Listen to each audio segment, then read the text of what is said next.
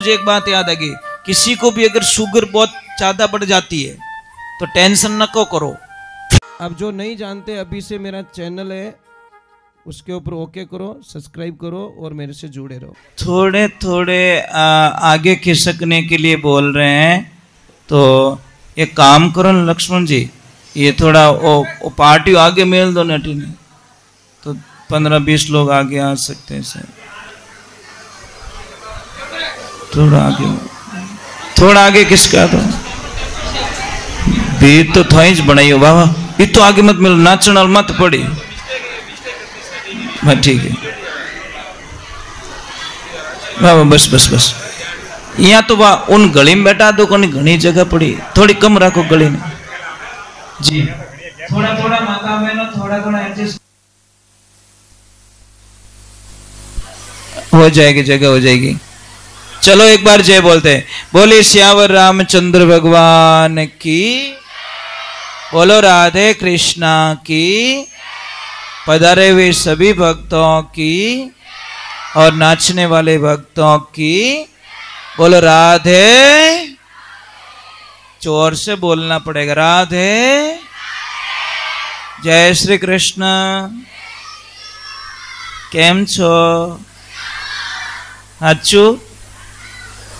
એટલે અહીંયા ગમે ને પૂછે ને કેમ છો કે મજામાં, આપણા લોકોને પૂછે ને કેમ છો તો કે હમણે ટાઈટ હાલે, એટલે શું ખોટો બોલો છો તમે, એ ન બોલાય ને, આમ કહેવાય રામની કૃપાથી બધું જ સારું છે, મારે કોઈ કામ કોઈ પૈસાની કમી નથી, ફેમિલીની કમી નથી, ધંધાની કમી નથી, એ કહેવા વાળું જોઈએ। और જ્યારે એ શબ્દ કહેશો ને ભગવાનને સામે, ત્યારે છે ને તમારે घर में कोई વાતની કમી ન રહે, ગમે ને ઓછું જ પડે बस। चलो राधे राधे। एक बात का ध्यान रखें, जिंदगी के अंदर इस जीवन को जीना है भाई, आवाज मत करना मेहरबानी करके, या तो फिर एक बार शटल हो जाओ, बीच बीच में से तकलीफ हो रही है, जिनको भी आना है आ जाइए, या फिर बोलो मत आप। चलो एक बार जय बोलते, बोले श्री भगवान की। देखो हमको कितने प्रॉब्लम्स होती पता है, समझ लेना आप लोगों ने हलवा बनाया जो भी मनपसंद का, और उसमें अगर कोई नमक डाल दे तो कितना खराब लगता है। तो वो ही सत्संग में होता है, ध्यान भटक जाता है, तो इस मन को वापस ठिकाने लाने में बहुत टाइम लग जाता है, बहुत मुश्किल से ये ठिकाने आके बैठता है। कई लोग मुझे कहते हैं कि महाराज जी मेरा मन भगवान की भक्ति में नहीं लगता, मेरा मन माला में नहीं लगता, तो भगवान श्री कृष्ण गीता में कहते हैं कि अभ्यास करते रहो, अभ्यास करते रहो, अभ्यास करते रहो, एक दिन आपका मन लगेगा। तो वो कैसे, तो वापस उदाहरण से समझाया गया कि एक छोटा जो बच्चा होता है ना, 1-2 दिन का, 3 दिन का, 5 दिन का, उस बच्चे को जब माँ दूध पिलाती है तो बच्चा दूध पीता नहीं है, बार बार माँ से दूर हो जाता है, वो बार बार दूर हो जाता है, फिर माँ उसको दूध पिलाती, फिर दूर हो जाता है, फिर माँ अपने स्तन को पकड़ के उसके मुंह में दूध डालती है, तो उसको पता चलता है दूध है यहाँ पे। तो एक दिन वक्त ऐसा आता है जिस बच्चे को खींच खींच के दूध पिलाना पड़ता था, और एक दिन ऐसा आता है देवियों कि आप उस बच्चे को छुड़वाती हो। अपने देसी भाषा में कहीं कहे कि आखो दिन कहीं चबड़ चबड़ करे, छोड़े को नहीं, मतलब पूरे दिन वो एक परेशान करे। एक दिन तो ऐसा आता है दूध पाने का मन करता है, एक दिन ऐसा आता है उसको छुड़ाने का मन करता है। ये मन भी शास्त्रों में बच्चा बताया गया है, इस मन को भगवान के भजन में इतना ढाल दो, इतना ढाल दो, इतना ढाल दो कि जहां हरि कथा होगी आपका मन वहां से जाने वाला नहीं है। देखो हम जिंदगी पर सोए, आज का दिन गया, हमारा ध्यान रखना, काउंटिंग होना चाहिए भाई। शाम को हर व्यापारी अपना हिसाब मिलाता है, मिलाते कि नहीं मिलाते हो? भाई मिलाते हो ना, लेन देन तो मिलाते हो ना, तो हमारी जिंदगी का भी हिसाब किताब शाम के टाइम में एक किताब में लिखना चाहिए। आज मैंने किसको गलत बोला, किसकी घर की खराब बातें की, कितने गंदे कर्म किए, कितने गलत विचार मुझे आए, ये काउंटिंग हमेशा एक बुक में लिखनी चाहिए। और उसी बुक के पत्ते को सुबह मॉर्निंग टाइम जल्दी से जल्दी उसी पत्ते को वापस पढ़ो, तो आपको ग्लानि होगी, अपने आप से नफरत होने लगेगी कि मैं इतना गंदा हूं, मैंने ऐसा ही काम किया पूरा दिन में, लोगों की निंदाई करता फिरा, लोगों के बारे में गलत सोचता रहा। दूसरे दिन और लिखोगे तो उसमें थोड़ी कमी आएगी, तीसरा दिन और लिखोगे और कमी आएगी, चौथा दिन और लिखोगे। आप देखना 6 महीने 12 महीने में एक दिन उस पत्ते के अंदर, उस नोटबुक के अंदर आपने एक भी गलती नहीं की, दूसरे दिन आपको बड़ा अच्छा फीलिंग होगा कि वारे कृष्णा, मैंने कल किसी के बारे में गलत नहीं सोचा, मैंने गलत विचार नहीं किया, क्योंकि वो डायरी ही आपका गुरुदेव बन जाएंगे और वो डायरी आपको रास्ता दिखा देगी। इसलिए कहते हैं कि दूसरों के लिए जब इतना सोचते हैं, इतना समय हमारे पर निकालो, पर क्या करें समझ में नहीं आता। कोई आदमी गया हरिद्वार, अच्छा मैं एक बात बोल रहा हूं, आप गाय माता से कौन कौन प्रेम करते हो? ऊपर हाथ कीजिए। रियलिटी में करते हो? सच में करते हो? कोई बात नहीं, बहुत अच्छा लगा मुझे। अब मुझे ये बताओ, तमाकू कौन कौन खाते? ऊपर हाथ करो। जो जो तमाकू खाते हैं वो गाय माता के सबसे बड़े दुश्मन हैं। आपको पता है तमाकू कैसे बनी, तमाकू की उत्पत्ति कैसे हुई? आप जब सुनोगे तो आपके रोंगटे खड़े हो जाएंगे। ये गाय माता के खून से ये तमाकू बनी है साहब। जो तमाकू खाता है ना, वो गाय का मांस खाता है, गाय का खून पीता है, और उसका यज्ञ, उसका जप, उसका तप कभी सफल नहीं होता महाराज। चाहे वो कितना भी तीर्थ कर ले, कितना मंत्रोच्चार कर ले, कितनी आरती कर ले, उसका कभी यज्ञ जप तप हवन कभी सफल नहीं होता। शास्त्रों में यह विधान दिया गया है। ये तमाकू की उत्पत्ति गाय माता के खून से हुई है, इसलिए तमाकू मत खाइए। तमाकू बहुत गंदी चीज है। फिर भी हम लोग, बहुत सारे लोग गुटखा खा लेते, कोई मिराज खा लेते, कोई सिगरेट पी लेते, कोई बीड़ी पी लेते हैं। क्या महाराज, इस जीवन को क्यों खराब कर रहे हैं हम लोग? क्यों मजाक बना के रख लिया? अरे आपके कोई दुश्मन नहीं है साहब। कई लोग बोलते मारे दुश्मन गणा, मारे दुश्मन गणा। अरे तू तारो जीतू खुदरू दुश्मन है, दुनिया में दूसरों कोई थारो दुश्मन नहीं है।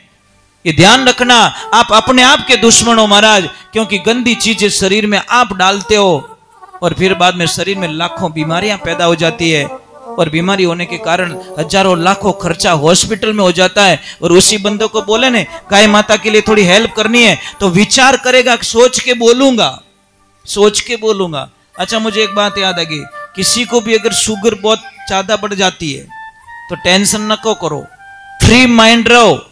दिमाग में रखोगे शुगर, जिंदगी भर दवाएं लेनी पड़ेगी। आप नेगेटिविटी सोचते रहिए, मुझे शुगर नहीं है, मुझे शुगर नहीं है, मुझे शुगर नहीं है। एक दिन देखना क्लीन हो जाओगे। और जिसको भी शुगर जैसे 500 पे आ गई, आपके पास टेबलेट नहीं है, आपके पास हॉस्पिटल जाने के लिए गाड़ी नहीं है, समय लग जाएगा, कंट्रोल कैसे करे?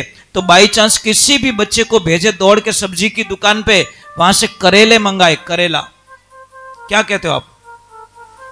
करेला, 4-5 करेले, 10 करेले मंगा दीजिए, टुकड़े कीजिए और रोटी बनाने की जो परात होती है उसमें डाल दीजिए टुकड़े करके। फिर बाद में उसमें थोड़ा पानी डाल दीजिए और पैरों से उसको रौंदना स्टार्ट करो। जैसे आटो गूंदे ना, उन्हीं प्रकार पैरों से उसको डालते रहो, पैरों से जब दबाते रहो, दबाते रहो, दबाते रहो।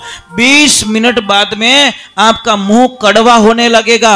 आपके जबान पे ऐसे आएगा जैसे मैंने नीम का पत्ता खा लिया है, एकदम कड़वा कड़वा महसूस होगा। और उसी वक्त में आप वापस शुगर चेक कर लेना, 500 से डायरेक्ट 200 पे आ जाएगी 15 मिनट बाद में, आपको पता ही नहीं चलेगा। इतनी बढ़िया दवा होती है, परंतु आपने तो आदत पड़ गई गोली लेने री, दिमाग के अंदर घुस गई। कई लोग तो क्या गोली हाथ है ही को नहीं, पर मरी कहीं सामरा कहीं करी तो, और नहीं मरी तो तू मर नहीं है, क्योंकि तुझे दिमाग में गोली बैठ गई, तेरे दिमाग में दवा बैठ गई। अरे दवा नहीं तो तू क्या करेगा? चलेगा? ऐसे मन को समझा, चलेगा, कोई बात नहीं, दवा है तो चलेगा, और नहीं है तो भी चलेगा। किसी को श्वास ज्यादा चढ़ता है तो ये चने आते ना भूंगड़े, आप खाते हो ना चने, पीले येलो वाले, क्या कहते हो आप लोग? चने, चने पीले वाले। यहां पे कुछ अलग कहते क्या? ये कहते ना शाम के टाइम में जिसको भी श्वास की बीमारी ज्यादा है, शाम के टाइम में 50 ग्राम वो पीले वाले चने खिलाओ और पानी मत पिलाओ, देखो कैसे ठीक होते वो, आप कल्पना भी नहीं कर सकते। पानी मत पिलाना। आपको पता है आपके घर में एक बहुत अच्छा दोस्त है आपका, कौन? ये फ्रीज देवता है ना, योर बेस्ट फ्रेंड। वो क्या कहता है कि टेंशन नको करो, मैं टाइम टू टाइम आपको हॉस्पिटल पहुंचाऊंगा, ये मेरी गारंटी है। क्योंकि आप कहीं पे भी काम करोगे आपको पसीना आएगा, और पसीना आपको पसंद है नहीं, और जिसको पसीना आता है ना बड़ा लक्की होता है, बड़ा भाग्यशाली होता है। नसीब वालों को पसीना आता है, करम फूटोड़ों ने पसीनो कदी आवी को नहीं। वो ध्यान राखजो, जेने पसीनो हाचो आवे ने होच लीजो, मारा रामजी की कृपा मारा माते मने पसीनो घणो ही आवे, क्योंकि रोम रोम खुल जाता। हमारे 3.5 करोड़ छिद्र है ना, वो एक एक छिद्र खुल जाता है, पर खुलन देवो को नहीं। अरे कूलर चालू कर, पसीनो बाहर निकल जाए तो डॉक्टर साहब कमाई कटू खाई, जल्दी कर तू। वाह कृष्णा वाह। जब आओगे पसीना होगा, आपको गर्मी लगेगी, आप आओगे मेरे पास में, ढक्कन खोलोगे, अंदर से एक ठंडे पानी की बोतल निकालोगे, और जैसे ठंडे पानी की बोतल पियोगे उसी टाइम में आपकी जठराग्नि होती है, जो अग्नि होती है पेट की अग्नि, वो बुझ जाएगी। अग्नि बुझ जाएगी तो आपका खाना पचेगा नहीं, खाना सड़ जाएगा। खाना सड़ जाएगा तो वहां से हजारों बीमारियां शुरू हो जाएगी। ये लाइफ में ध्यान रखना। देखो प्रभु आपकी कृपा से मैं 40 साल में कभी बीमार नहीं हुआ, कभी बीमार नहीं हुआ। कारण क्या है? बस खान पान का ध्यान। आप सबने चुपड़ी हुई रोटी खाई, लक्ष्मण जी को पूछो, मैंने बिना चुपड़ी हुई रोटी मंगाई नहीं, मैं चुपड़ी हुई कोई चीज मुझे नहीं चाहिए। आप दूध लेते हो ना, कितना गुस्सा करो, ए दूध पतलो छे कहते हो ना। आप दूसरी चीजें कभी चेक करते हो? कोई चीज चेक नहीं करती, इतनी हिम्मत नहीं है आप लोगों की। अरे भाई शरीर आपकी कितनी भी कमर दुखती हो, कितनी भी कमर दुखती हो, मैं इस भजन के बाद में बताऊंगा। बोले श्री भगवान की, थोड़ा जय तो बोलनी पड़ेगी। बोले राधे कृष्णा की, बोलो राधे, थोड़ा जोर से बोलना पड़े, राधे।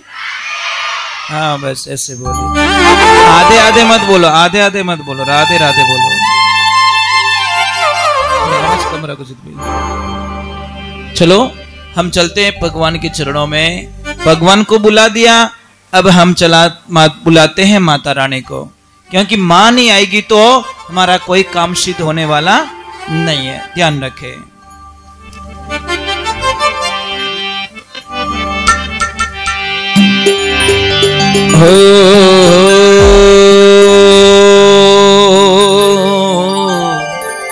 अच्छा पीछे बैठे आवाज आ रही है मेरी? दादाजी आवाज आ रही है? ओ बा आवे? वाह ठीक ठीक। कदी कदी ढाल में पानी नहीं चढ़े जने अपने पाइप लगानो पड़े, क्यों कोई खेती में डावो पड़ जावे नहीं।